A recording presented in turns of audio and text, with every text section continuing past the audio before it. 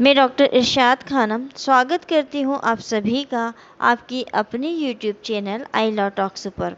आज मैं आपको बताने वाली हूँ कि अगर कोई ऐसा व्यक्ति जिसने कि किसी की हत्या की हो और हत्या करने के बाद उसको जेल में उम्र कैद की या फिर फांसी की सज़ा दी गई हो और ऐसे व्यक्ति को कुछ समय के लिए पैरोल पर छोड़ा जाता है और पैरोल की अवधि में अगर वो किसी दूसरे व्यक्ति की हत्या को कारित कर देता है तो ऐसे व्यक्ति को क्या सज़ा होगी। कोई हत्यारा पैरोल पर दूसरी हत्या कर दे तो क्या उसे सज़ा होगी, यही जानेंगे हम आज के अपने इस वीडियो में। वीडियो को देखने से पहले जिन लोगों ने चैनल को सब्सक्राइब नहीं किया है वो चैनल को सब्सक्राइब कर लें और लेटेस्ट अपडेट के लिए बेल आइकन को क्लिक कर दें। कोई व्यक्ति जब किसी की हत्या जैसे गंभीर अपराध को कारित कर देता है तब उसे भारतीय दंड संहिता की धारा 300 के अंतर्गत दोषी मानकर भारतीय दंड संहिता की धारा 302 के अंतर्गत मृत्यु दंड से लेकर उम्र कैद तक की सजा का प्रावधान किया गया है। लेकिन एक और प्रावधान है और वो प्रावधान क्या है। भारतीय दंड संहिता में ऐसी उम्र कैद काट रहे अपराधियों के लिए है और वो है पैरोल, जिससे अपराधी कुछ दिनों तक जेल से बाहर आ सकता है। अगर ऐसा व्यक्ति जो पैरोल पर जेल से बाहर है और बाहर आकर वो दोबारा किसी की हत्या कारित करता है तब वह धारा 300 के अंतर्गत दोषी ना होकर एक नई धारा के अंतर्गत दोषी होगा। भारतीय दंड संहिता 1860 की धारा 303 की अगर हम परिभाषा की बात करें तो आजीवन सिद्ध दोष द्वारा हत्या के लिए दंड ऐसा व्यक्ति जो आजीवन कारावास की सजा पा रहा हो, अगर उसके द्वारा कोई हत्या कारित की गई तो उसके लिए दंड जो कोई आजीवन कारावास के दंडादेश के अधीन होते हुए हत्या करेगा वह मृत्यु से दंडित किया जाएगा। अगर कोई अपराधी को आजीवन कारावास से दंडित किया गया है और वो बाहर पैरोल पर आकर दोबारा किसी की हत्या करता है तब वह अपराधी धारा 303 के अंतर्गत दोषी होगा। और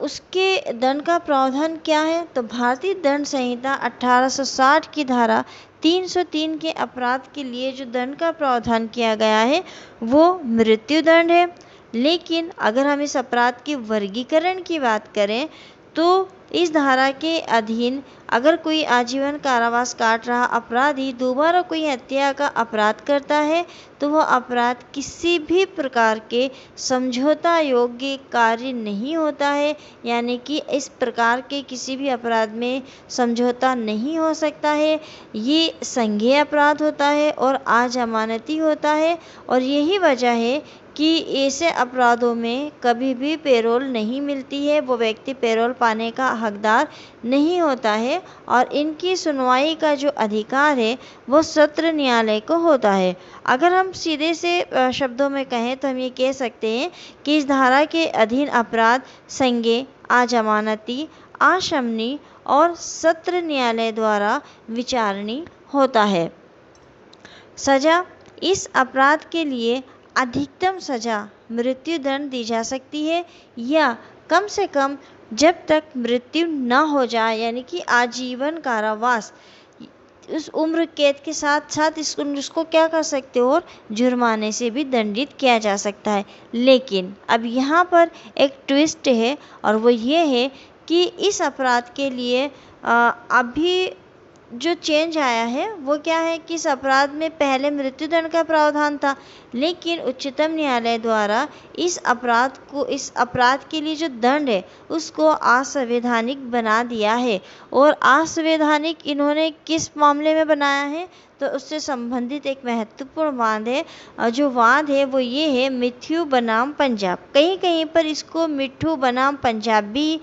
लिखा गया है और कहीं कहीं पर इसको मिथ्यू बनाम पंजाब भी लिखा गया है, तो आप कंफ्यूज ना हो, मिट्ठू भी के पढ़ सकते हैं और मिथ्यू भी सही है। इस मामले में उच्चतम न्यायालय ने भारतीय दंड संहिता की धारा 303 में मिलने वाली सजा को अनुच्छेद 14, 19 और 21 का उल्लंघन होने के कारण असंवैधानिक घोषित किया है और अतः अब इस धारा के अधीन अपराधी को तुरंत मृत्यु दंड देना अन्यायपूर्ण होगा और ऐसे अपराधी को धारा 302 के अंतर्गत दंड का दोबारा प्रावधान रहेगा। सीधे से शब्दों में कहें तो हम ये कह सकते हैं कि इस वाद में उच्चतम न्यायालय ने ये कहा है कि धारा 303 जो है वो असंवैधानिक है, यानी न्यायालय ने धारा 303 को असंवैधानिक करार देते हुए कथित जो किया है उसको अभिलिखित किया है और इसको शून्य घोषित किया है। तो अभी भी हमारे आईपीसी के अंतर्गत ये धारा जो है वो है, मतलब इसको हटाया नहीं गया है, पर उच्चतम न्यायालय ने मृत्यु बनाम पंजाब के राज्य में इस धारा को असंवैधानिक घोषित कर दिया है और साथ ही साथ इसको शून्य भी घोषित किया है। तो आज का ये वीडियो आपको कैसा लगा कमेंट्स करके हमें ज़रूर बताइएगा। मिलते हैं अगले वीडियो में एक नए विषय के साथ, तब तक के लिए शुक्रिया, धन्यवाद।